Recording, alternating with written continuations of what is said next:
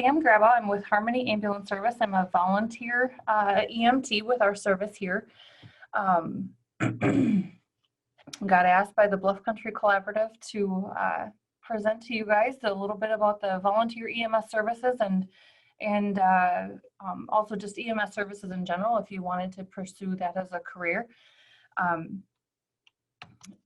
Some of the careers that, you know, from being an EMT that benefit being an EMT or are nursing, your paramedic. A lot of fire departments have medic units, paramedics or EMTs both.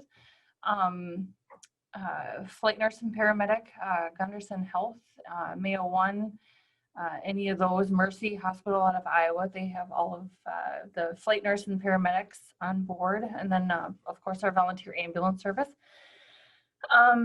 On our service, we do have a flight medic. He started, he flies with Gunderson Air. He started at, I think, right after high school, and went on to do his flight medic. And he's still doing it, still on our volunteer service. Another one of our volunteers, he's actually a couple of them are in law enforcement. They're also on our volunteer fire department. So kind of a trifecta EMS experience, so to speak. So those are just some careers that you can do. We do have, within our community, we do have EMTs who work within the manufacturing business or construction. They are able to respond from work. Some people work in even banking and can respond from work. So it's really not just EMS careers as far as volunteer-wise are not just limited to, you know, you have to be a nursing or you have to be a paramedic. You can be a volunteer EMT and run with a service and do any other career-wise. It's actually very beneficial. You know, if you're on a construction job site or you're working at an automotive repair center or just at the bank and someone is having issues, you can respond right from there. So never know when someone's going to need help. And having that training is always really, really beneficial to our communities. Some of the skills you'll learn as an EMT or your CPR and your basic life support along with your first aid. Advanced airways is learned, usually taught by the service. We do what are called iGels. So if they're not able to maintain their own airway, you put that tube in and then attach your oxygen and your bag and you breathe for them. Something else we do that you'll learn is electrocardiogram testing or ECG tracing. And I'll show you one of those here shortly, but if you go to a call where someone is maybe having chest pain or they have pain up into the left part of their jaw or down their arm, women a lot of times will have pain in their back. You can put a 3 lead on, you can do a 12. We will do both depending on the circumstance, just to monitor their heart. If something shows up kind of wonky, then we know that we need an intercept, we need a helicopter, we need ALS intercept, and then the medics can get on and they can do their part. And then also our Zoll monitor, that we monitor our blood pressure and that kind of stuff. Blood pressure, pulse oximeter, which is your oxygen in your blood, that can electronically transmit to the hospital that you're going to go to. So they know if you come in, if you have someone who's actively having a heart attack, they can take a look at that reading, say you need to go immediately to the catheterization lab, and you go bypass the ER and you go straight to the procedure room. It gives the doctors a great heads up. Something else you learn is your stroke assessment. So if someone is having facial drooping, their speech is garbled, they can't speak very well, you have tongue deviation, they don't have the smile, kind of goes, one will go up and the other side will not, they are not able to move anything because it's paralyzed on the one side. A lot of other skills too, just someone fell, a little kiddo, falls and hurts his, hurts his shoulder, we don't have x-ray eyes, but you can, you see there's a deformity there, or if they have a deformity in their arm, you can splint it, things like that. Just the basic cares to get them safely to where they need to be, so the doctors can take care of them. So some of the things that you'll learn in your class as you become an EMT, it's about 120 hours. I did mine about 2 years ago. It was 4 hours a night. A couple of times, it was a Monday and a Wednesday.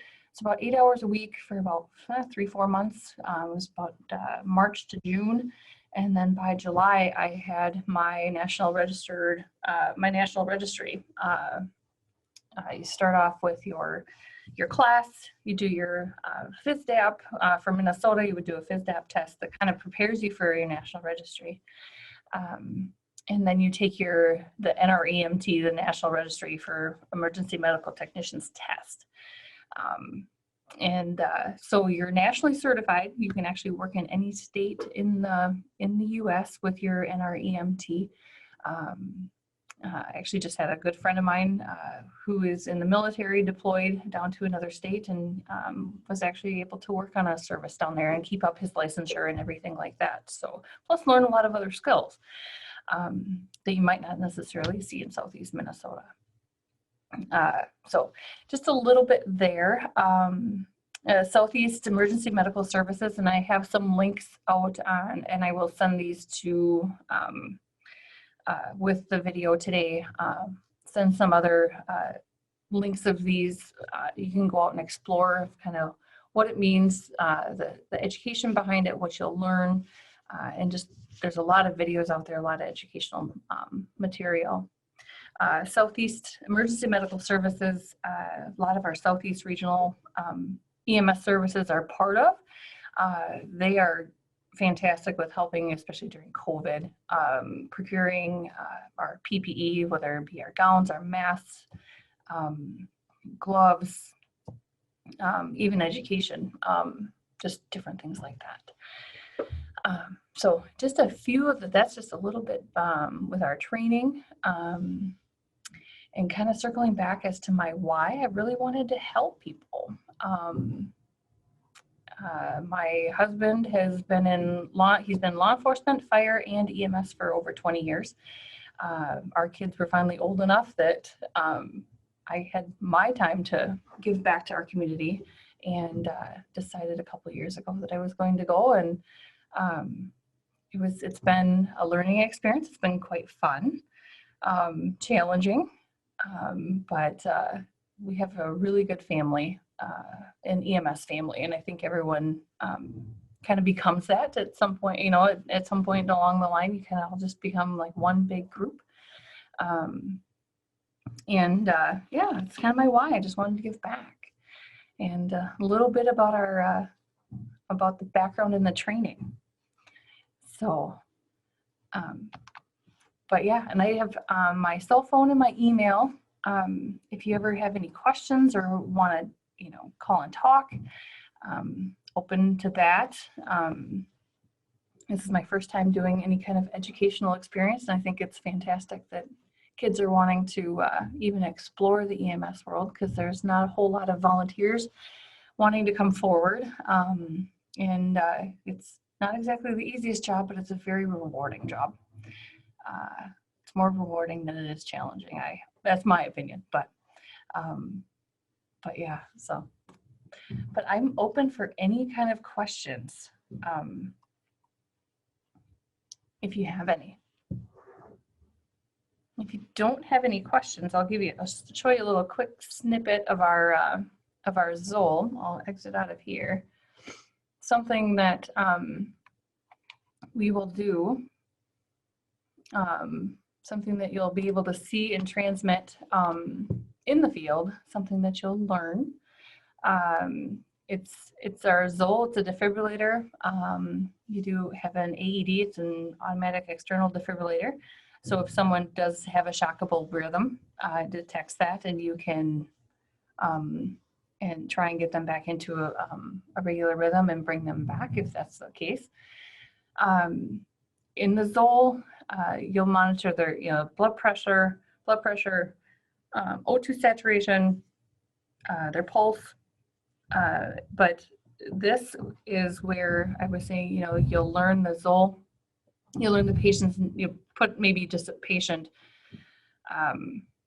maybe first and part of a last name, but it'll record the heart rate. This was a test strip just to make sure that my email was working and that we were getting everything set up. But the patient ID, it automatically assigns. You will put in the patient's age, if it's a male or a female, and then it automatically records the date and the time that everything is started. And then it does the PR interval, the QRS duration. This is all flatlined because there's nothing hooked up.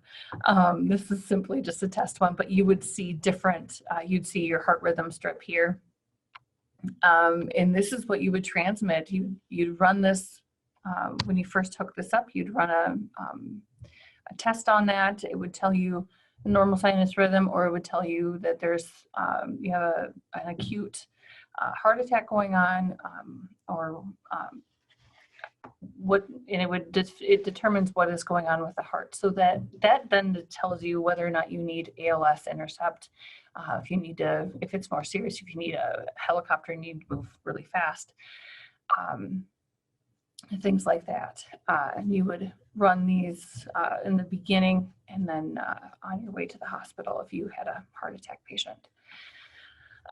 But yeah, just something, a little bit of the technology behind things. This is where your doctors at the other hospitals, whether it be Mayo or Gunderson, those are our two primary heart hospitals that we transport to.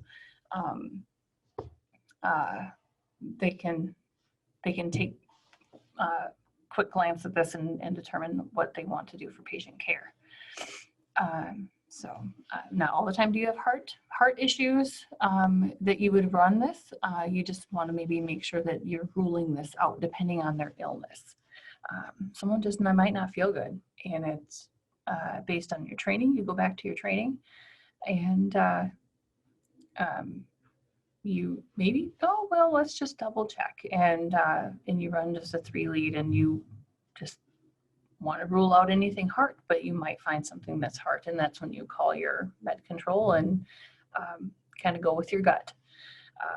It's a very much so a go with your gut type of job, and rely on your training and such. So, but yeah, just a little bit about that. And of course, in EMS, you'll see everything from, just cuts and scrapes to, strokes and car accidents and all sorts of things. So nothing's ever really the same. But yeah, so that's a little bit about EMS. Any questions?